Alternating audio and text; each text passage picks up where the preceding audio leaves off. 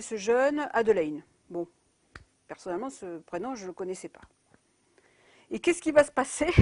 On a une famille d'immigrés donc d'origine arabe, hein, qui va se reconnaître, hein, alors qu'à aucun moment Jonathan ne va parler d'une quelconque communauté. Cette famille va se reconnaître dans ce personnage et déposer plainte pour incitation à la haine raciale. Alors là, c'est fabuleux, on ne comprend rien, on ne sait pas pourquoi. On se demande pourquoi cette famille a eu l'idée. Cette famille, elle a quand même un avocat qui la conseille, mais non, ils y vont. Et là, on va de surprise en surprise, hein. On s'aperçoit que ces gens, bah, effectivement, ils ont un fils qui est délinquant, hein. Il y a des gens du quartier, des vigiles qui le confirment depuis tout jeune. Ils volent dans les magasins, bon, après ils trafiquaient de la drogue. Et ce jeune, il a disparu à 20 ans. Bon. Et qu'est-ce qu'on voit d'autre? Parce que alors là, c'est fou, ça devient fou. On voit un juge d'instruction qui s'inquiète de ce jeune homme, hein, qui est plein de compassion, un procureur, plein de compassion aussi pour cette famille, qui se mettent à détester Jonathan et à le poursuivre. Voilà, tout simplement. Alors, le juge d'instruction va le convoquer comme témoin, il ne sera pas assisté, c'est dommage.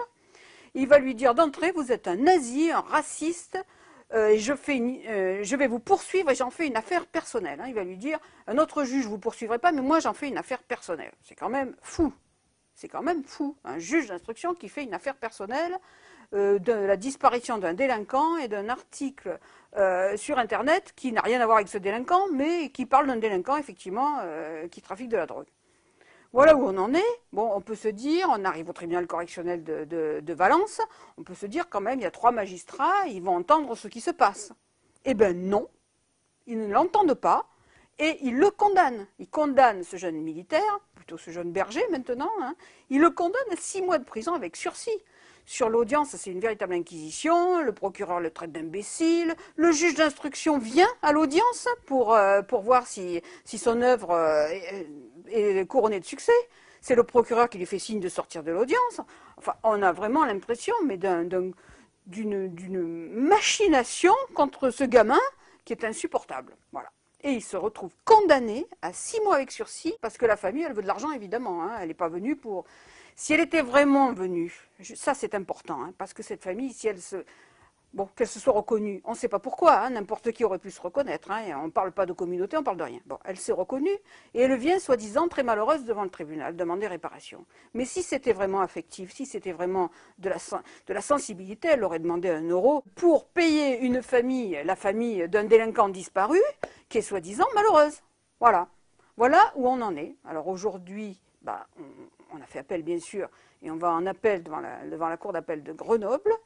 Et j'espère que là, on trouvera des magistrats qui ne seront pas complètement aveuglés par ce politiquement correct et cette atteinte à la liberté d'expression qui devient insupportable, hein. Alors, entre l'audience de Valence et celle de Grenoble, fort heureusement, et je m'en félicite pour Jonathan, il y a eu l'affaire Éric Zemmour. Ça a réveillé quand même le peuple français qui en a assez de ce politiquement correct qui devient du macartisme. On n'a plus le droit de parler de quelqu'un, de raconter une histoire. Toutes les communautés, alors surtout les communautés immigrées, parce que les Français de souche, eux, ils n'ont pas le droit de se sentir visés, mais toutes les communautés se sentent visées par n'importe quelle histoire. Et aujourd'hui, Jonathan, c'est vraiment l'exemple typique de quelqu'un qui a juste utilisé sa liberté d'expression, qui a raconté une simple histoire sur un blog entre copains, et qui se trouve devant la justice. Je comprends pas comment des choses comme ça puissent arriver. Juste sur un... On s'exprime et on utilise juste un prénom. Alors je sais pas ce qu'on attend de moi.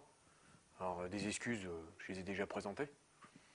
On attend de moi peut-être, je sais pas, de l'argent. Parce que 20 000 € c'est quand même une somme que j'ai pas. Donc 6 mois de sursis c'est quand même assez gros. Et on sent quand même... Enfin je ressens quand même beaucoup d'injustice et un peu de rébellion quand même. Même si